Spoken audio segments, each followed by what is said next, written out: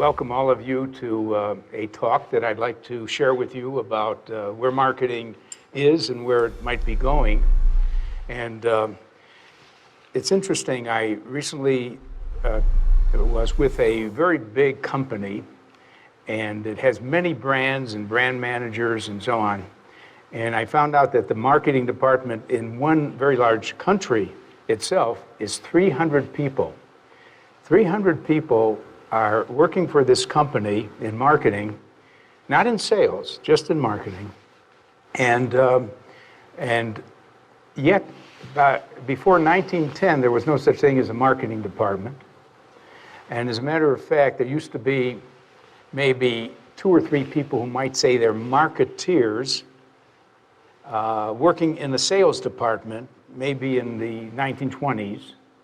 They were specialists doing a few things to help the salespeople, and now we have maybe 300 people in one country for one huge multinational that do marketing. So let me share with you some of the history of this development. It's very interesting that marketing and sales are often confused. Sales has been around forever. We trace it back to Adam and Eve and the snake selling Eve on convincing Adam to eat the apple. So selling is an old idea.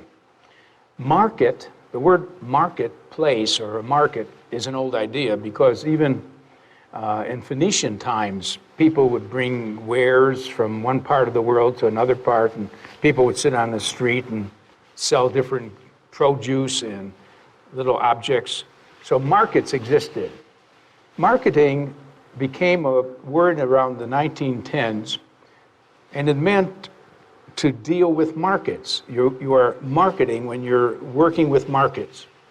And the word came about with some economists at universities who really liked economics, but felt that economics didn't deal with the real world. Many of you know that much of economics is highly abstract and mathematical. 3 things in particular were neglected by the normal economists. Number 1, they had an oversimplified theory of consumer behavior. They said that the consumer is always going to maximize his utility, whatever that means. And we know that buyer behavior is much more complex and many layered than that. Secondly, they didn't talk much about distribution, channels of distribution. They said, oh, the price is established by demand and supply.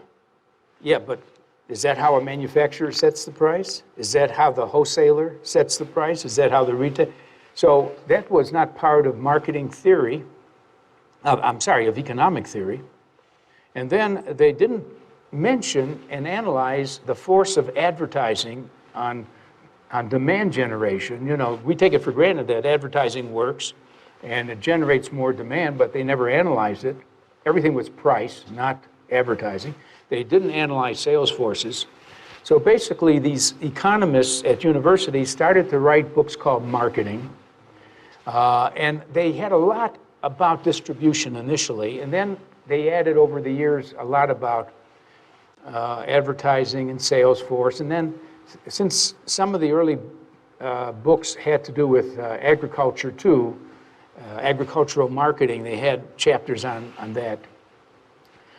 In 1967, I decided to take a fresh look at marketing and see what it really meant. And especially if we turned it from being a description of real-world marketing forces into an analytical system to help you actually optimize when you market. You know, you see the difference between the older books which just described 5 things a wholesaler does, 3 things about a good salesman, a lot of opinions and so on, not very empirically researched. And then a book that I wanted, which would be, how many salesmen should you hire? What's the optimal amount of money to spend on advertising? What is the optimal price to charge? So I made it more decision-oriented rather than descriptive. And so the real question became then, what is marketing and sales? What's the difference between the two? And it became a question because a lot of people always thought marketing is just another word for selling and sales. And in the beginning, it turns out that marketing started to help salesmen sell better. Why? Because the salesmen didn't have time to do three things. They didn't have time to do marketing research, because that takes time to knock at doors and interview people. And they weren't skilled at that either. And there was work involved in getting leads, that is, to know where the hot prospects may be. And there's also a need to write some communication material, whether it's TV commercials, whether it's brochures. And why ask the salesman to do that? They want to just be selling. So in the original sales departments of many companies, they added 3 other people who reported to sales. Someone who was good at marketing research, lead management, and also communications. But then, as we began to get brands, you know, Procter & Gamble would have not only a detergent, but 8 different boxes of detergents, 8 brands. So you have to have brand managers. And brand managers have to write a brand plan. And the departments got bigger, the marketing departments, and they needed a separate department. So marketing became separated from sales. So basically, I began to realize those 2 sides, who should be partners, are really enemies often. I wrote an article in the Harvard Business Review 2 years ago called Ending the War Between Marketing and Sales. And I had suggestions to bring them closer together. Now, in any case, marketing became a separate department. And then I began to advocate that there be 2 marketing departments. The big one should be concerned with only one thing: selling what you're now making, getting it sold, getting it out of the warehouse. In other words, put all of your energy into those TV commercials, those salesman calls, just to sell what you're making. Because you can't stop a factory from going. Actually, it means it's product-driven rather than customer-driven, because that factory operates, and this marketing department has to help the salespeople sell the stuff. So why would they need a second department? Well, there's no time in the first department to think about the future. What should the car that you're making look like 3 to 5 years from now? What should your furniture be like 3 to 5 years from now? So in advocating a second marketing department, we might call it advanced marketing. It would be a small group of people who don't have to worry about selling more of today's stuff, but rather coming to a conclusion about the direction in which a company should move to have a very good offering 3 to 5 years from now.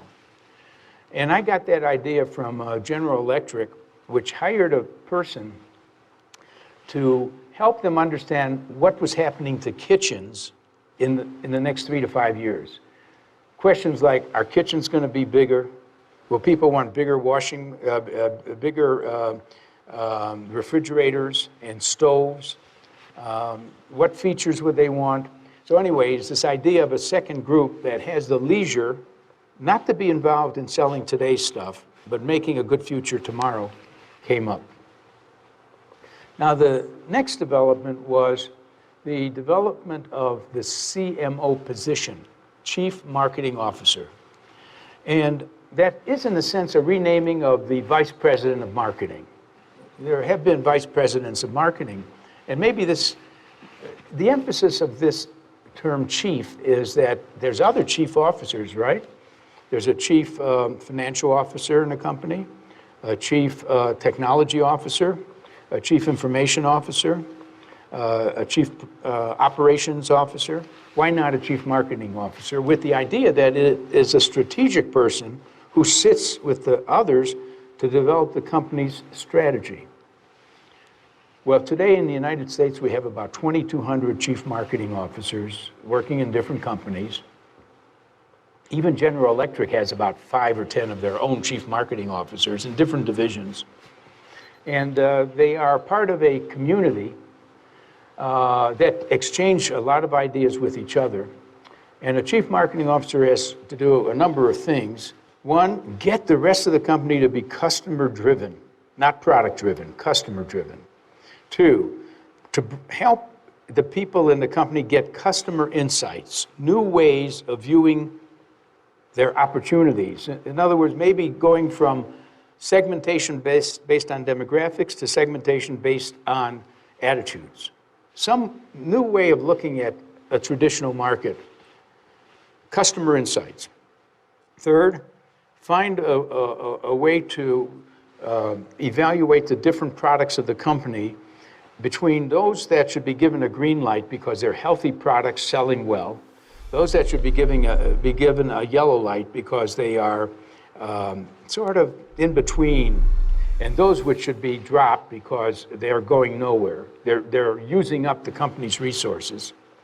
So I think that the CMO should also have a responsibility of making suggestions about the product mix.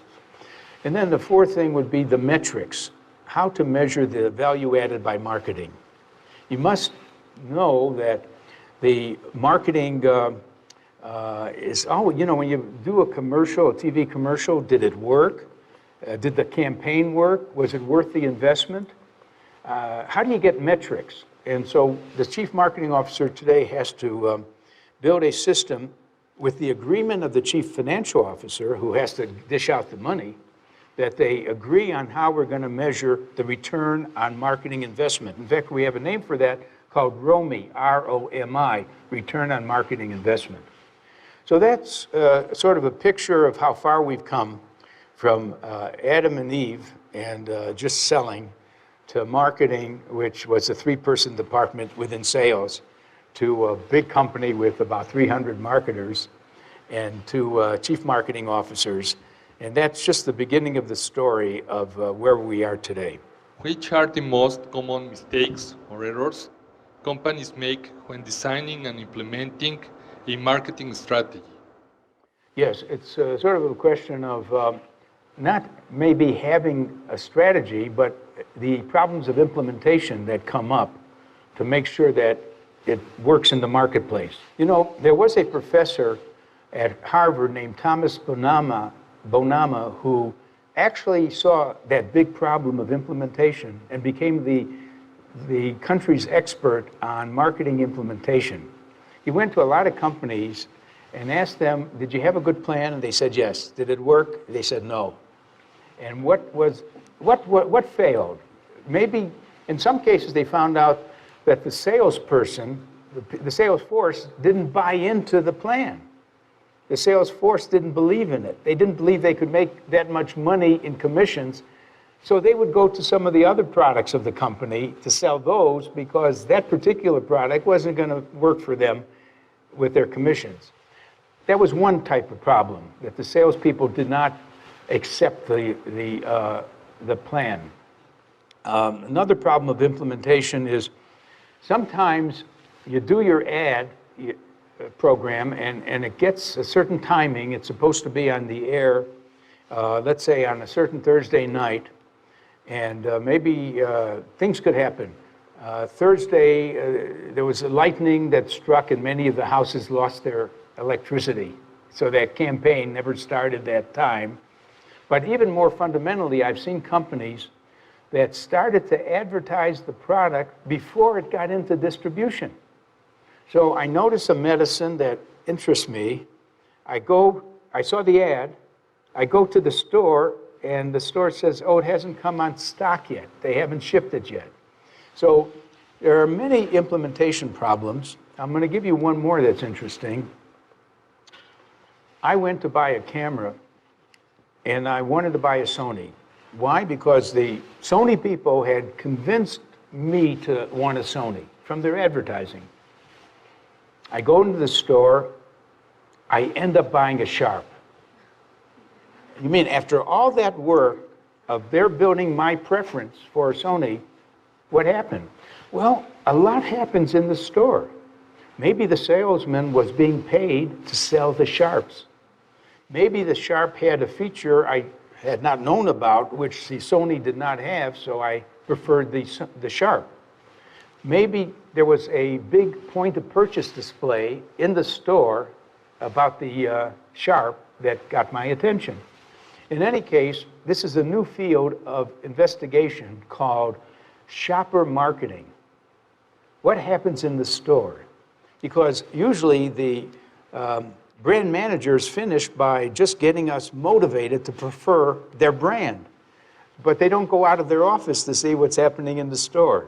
What should be the role of a CMO in the business scenario in those days? Yeah, well, the CMO, as I said, is more or less a person with several roles, as I say, to get the company customer-driven, and to get customer insights, and also to get the product mix straightened out. But more importantly, the reason we chose the term chief is we want that person to sit with the other officers when they make corporate strategy or brand or product strategy. Now, let me explain what I mean. It really raises the fundamental question: is the marketing department basically a cost center, a service group, or is it the driving force that makes a company successful and builds the company's future? I like to see the marketing department to be the second thing rather than to be just a service and cost center. But if you don't have a CMO, it's usually just a service center. Let me give you an illustration.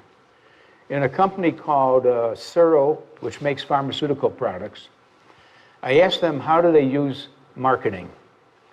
Oh, we only use them at the end of the process. When we've decided on a new drug and we made the pill, we need to choose the color of the pill. So we call in marketing. Like it's a big thing, whether it's a purple pill or a blue pill. And when we have to decide on the packaging, we call in marketing. Wow, that's a trivial use of marketing.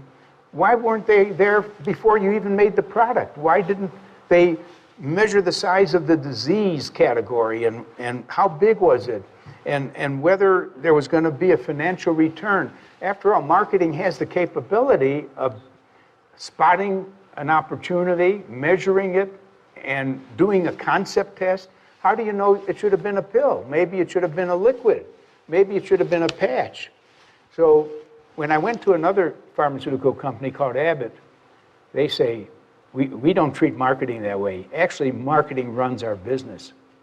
Marketing is in from the beginning to tell us what diseases to attack and what kinds of things are solutions and so on and so forth. So I really want the CMO to be participating in driving the firm to a prosperous future. And by the way, the difference is made sometimes by the personality of the marketing people, and particularly the CMO.